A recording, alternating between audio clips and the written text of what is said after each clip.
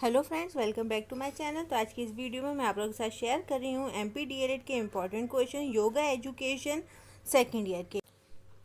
इससे पहले मैंने योगा एजुकेशन यानी योग शिक्षा के फर्स्ट ईयर के अपलोड करे थे, तो जो भी स्टूडेंट फर्स्ट ईयर में है तो वो वीडियो जाके देख लेना। मैंने हिंदी और इंग्लिश दोनों मीडियम के लिए अलग से वीडियो अपलोड करी है, तो जो भी स्टूडेंट फर्स्ट ईयर में वो योगा एजुकेशन के फर्स्ट ईयर के इंपॉर्टेंट क्वेश्चन देख लेना।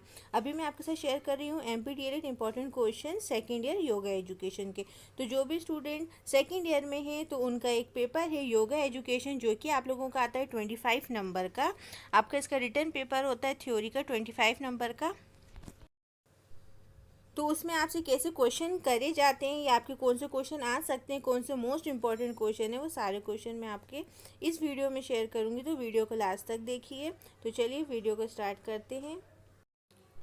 तो यहाँ पर हमारा सबसे फर्स्ट क्वेश्चन है आसन की परिभाषा एवं आसन करते समय क्या क्या सावधानियां रखना चाहिए। तो इंग्लिश में मैं आप लोगों को बता दूं, जो इंग्लिश मीडियम के हैं, राइट अ डेफिनेशन ऑफ आसन and what precaution should be taken while doing asanas. फिर हमारा नेक्स्ट इंपॉर्टेंट क्वेश्चन है आसनों का वर्गीकरण कीजिए। हिंदी मीडियम के जो भी स्टूडेंट हैं उनको ये क्वेश्चन आ सकता है कि आसनों का वर्गीकरण कीजिए। और अगर इंग्लिश मीडियम है तो उनके लिए आ सकते हैं क्लासीफाई आसन्स, ये क्लासिफिकेशन ऑफ आसन्स। तो आप लोग यहाँ पर मैंने कुछ आसन्स के नाम लिखे हुए हैं, जो है ध्यानात्मक आसन, विश्रामात्मक आसन, फिर है हमारा संवर्धनात्मक आसन। तो आप लोग ये आसन्स भी लिख सकते हैं। ये आसन्स के टाइप्स हैं, आपके क्लासिफिकेशन है। तो आप लोग इसके स्क्रीनशॉट ले सकते हैं। अगर आपको ये क्वेश्चन आता है तो आप लोग ये भी लिख सकते हैं। फिर है नेक्स्ट क्वेश्चन, बैठकर किए जाने वाले आसनों के नाम बताइए।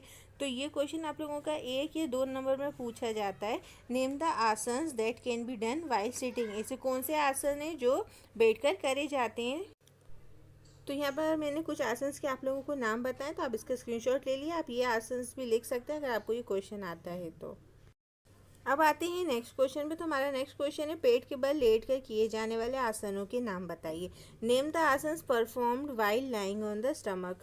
तो आपको ऐसे आसन्स के नाम बताना है जो आप लोग पेट के बल करके करते हैं। तो यहाँ पर मैंने कुछ आसन्स के नाम दिए हैं, तो आप ये आसन भी लिख सकते हैं अगर आपको ये क्वेश्चन पूछा जाता है तो आप लोग ये वाला आंसर भी लिख सकते हैं अगर आपको क्वेश्चन आता है प्राणायाम का अर्थ और प्रकार बताइए। तो यहाँ पर आप लोग प्राणायाम का जो डेफिनेशन है, अर्थ है, वो आप लिख सकते हैं। प्राणायाम को श्वास की क्रिया को संतुलित करने वाला योग कह सकते हैं। ये 2 शब्दों से मिलकर बना है, प्राण प्लस आयाम। ये प्राण का अर्थ है जीवन शक्ति जो पूरे ब्रह्मांड में किसी न किसी रूप में विद्यमान है, और आयाम का अर्थ होता है विस्तार, फैलाव या नियंत्रण। तो जो भी स्टूडेंट्स हैं जो मेरी वीडियो देख रहे हैं, अगर आपका ये क्वेश्चन आता है पेपर में पूछते हैं तो आप लोग ये डेफिनेशन लिख सकते हैं।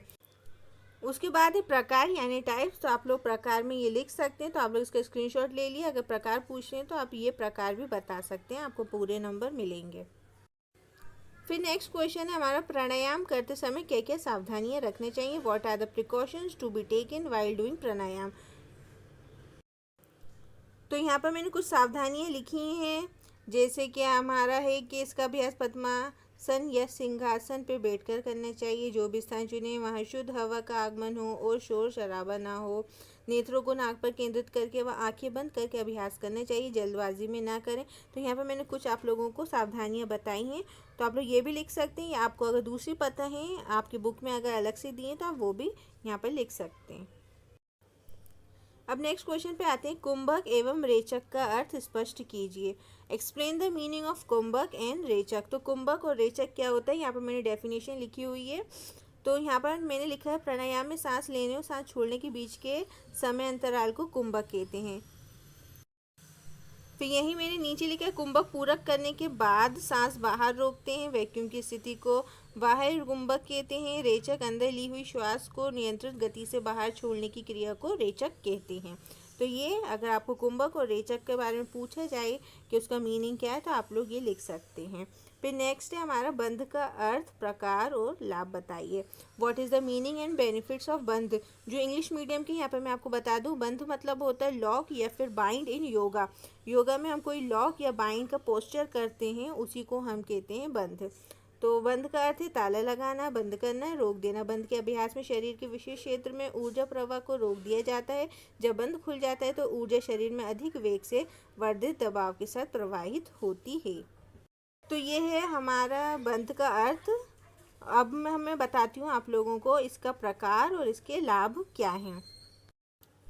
तो यहाँ पर देखिए बंद के 4 प्रकार होते हैं, मूल बंद, उड्डयन बंद, जालंधर बंद और महाबंद।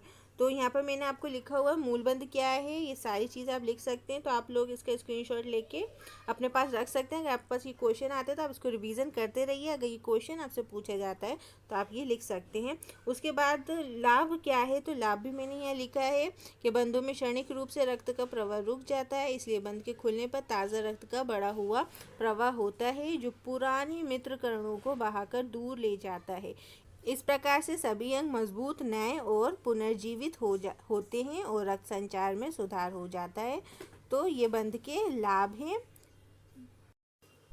उसके बाद नेक्स्ट क्वेश्चन है जो आपसे पूछा जा सकता है, जो मैंने फर्स्ट ईयर के लिए भी बताया था कि महर्षि पतंजलि द्वारा योग का सुव्यवस्थीकरण या फिर महर्षि पतंजलि का अष्टांग योग बताइए।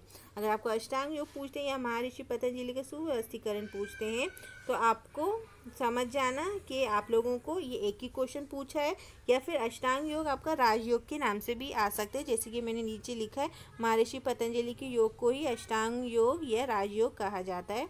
तो अगर आपको क्वेश्चन राजयोग से आ जाता है तो आप कंफ्यूज मत होना, आपको आंसर सेम लिखना है, भले ही अष्टांग योग आए या राजयोग आए महर्षि पतंजलि का। तो इंग्लिश वालों के लिए मैं बता दूं question, सिस्टमाइजेशन of yoga bye Maharshi Patanjali, explain Ashtanga yoga Rajyoga of महर्षि पतंजलि। तो ये अष्टांग योगा 8 अंग से मिलके बनता है। तो आप लोग इसका अपनी बुक में आंसर देख लेना, आपको वहाँ डिटेल में मिल जाएगा, या आप इसको सर्च भी करके लिख सकते हैं। अब नेक्स्ट क्वेश्चन पे आते हैं, मुद्रा का अर्थ क्या है, what is the meaning of मुद्रा।